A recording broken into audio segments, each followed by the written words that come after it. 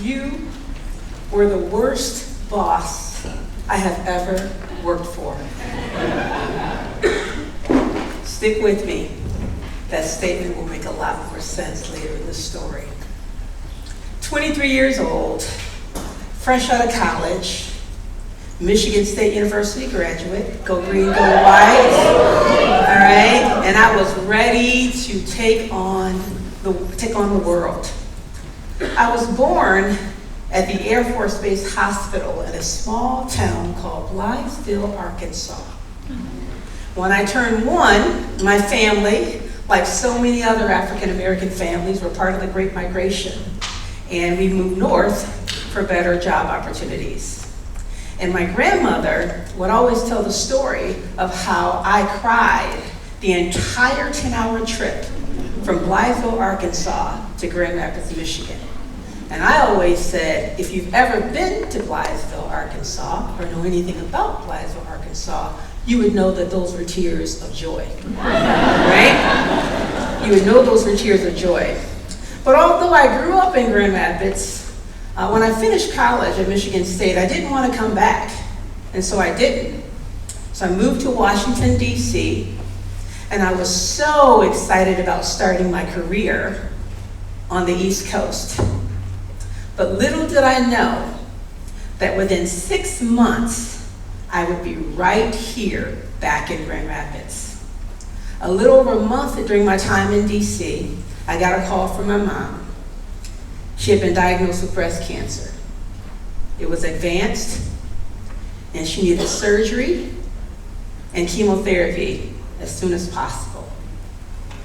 Given that she was a single mom and I was an only child, there was no question in my mind that I was going to come back home, and so I did.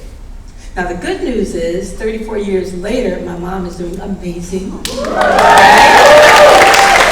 is 76 years young and living her best life, okay? But here I am now back in Grand Rapids, and I had to decide, I wanted to be on the East Coast, but that didn't work out, so I'm going to make the best of the circumstances. And given the fact that I am a serious taskmaster and a goal setter, it didn't take me long at all to find a job, and I ended up finding a position at a small private college as an admissions representative. And I was excited about it. And within a very short period of time, I was very successful. I was exceeding the enrollment goals. In fact, I was surpassing the goals compared to all of the other team members. On top of that, I was very confident about getting in the community, and so I started to form partnerships between the college and other organizations, and just seeing success after success after success. And leadership saw that. And as a result, within 9 months of my time at the college, they had promoted me to manager. And I was now responsible for leading the entire team. They saw leadership potential in me and decided to give me a shot. So I stepped into this new role, and again, being the taskmaster that I was, and the goal setter that I was, I thought, I'm going to give this all I have, and we are going to just kill it. And so I was determined to focus on the bottom line. We are going to smash our enrollment goals. I'm going to get in here and set up some systems so that everybody knows what they need to do. And most importantly, I want to make sure that the team is just as committed as I am to this work, and they're willing to go above and beyond to meet my goals. And I thought that was a pretty good plan. So I was like, let's go, okay? Shortly after that, my first team member quit on me. Oh, that's what I said. And I thought, now again, I'm fresh out of undergraduate college, so I said, I did learn in one of my business management courses that when you step into a new leadership role, attrition is common. So people leave positions all the time. So no problem, that's fine. Get out of here. Okay, we got things to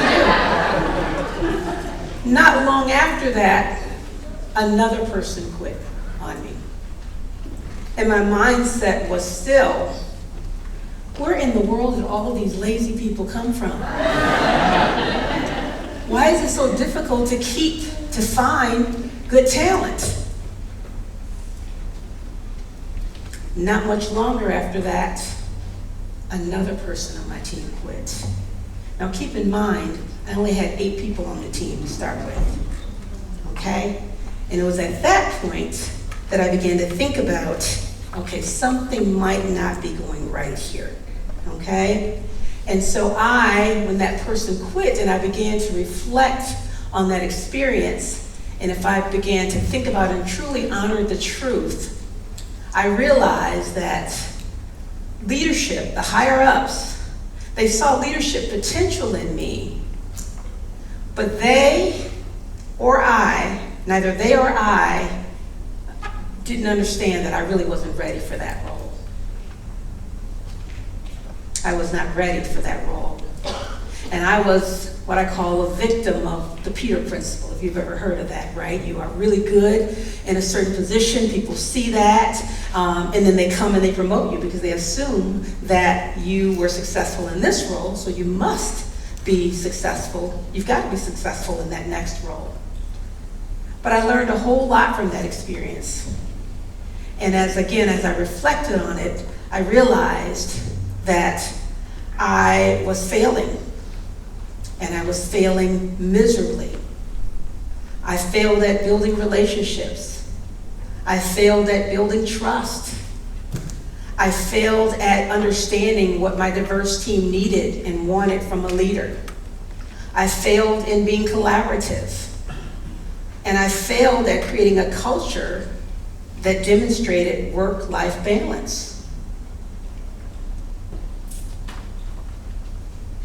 And I was very frustrated and saddened by that. Also, as I reflected on the experience, I was thinking about, I had just come back here, and given the whole situation with my mom, I was emotionally vulnerable. And I had hoped that work would be a healthy distraction, and it ended up being just the opposite. And I didn't quite know what to do. On top of that, on top of all of those failures that I was feeling and experiencing, as a young Black professional woman, 20-something professional woman, trying to navigate her way in the workplace, I realized that I was struggling with imposter syndrome. I was struggling with trying to assimilate and impress the dominant culture here in West Michigan.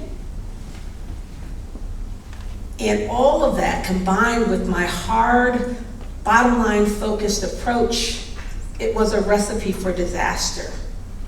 Certainly for my team, but more so for me. It was a disaster because it impacted who I really was, my cultural identity, my confidence, my mental health, and my overall well-being. Now you might ask, why would I share a story or a failure that's over 30 years old? Now I know I only look 30, but why would you share a failure that's over 30 years old? And it's because the situation, that failure was so traumatic and it was so life-altering for me. Sometimes it seems like it was just yesterday. And as I think back on that experience, I have 2 sides of thought around it. In one of my ears, it's this, you learn from it, you grow from it, lots of things you shouldn't do again.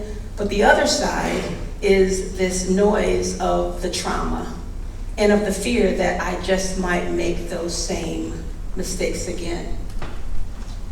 Because we understand that when you are young and you're getting started in your career, it can either shape you and or shake you and shake your confidence. And when you don't have a mentor or you don't have a sponsor, and I had neither, that certainly does not help. A few years later, and I'm still in my 20s, I ran into one of my old team members. They worked for me. And this particular person, she didn't quit, so that was good, but her job was eliminated, which is worse, right? But she came up to me. I ran into her a couple years later, but I'm still in my 20s. And she said to me, "You were the worst boss I have ever worked for. I blamed you for losing my job, and I was angry at you for a very long time. But I've forgiven you, and I actually take some responsibility for what happened." When she walked away, I remember hearing, "I forgive you," but it was a faint sound in contrast to, "You were the worst boss I have ever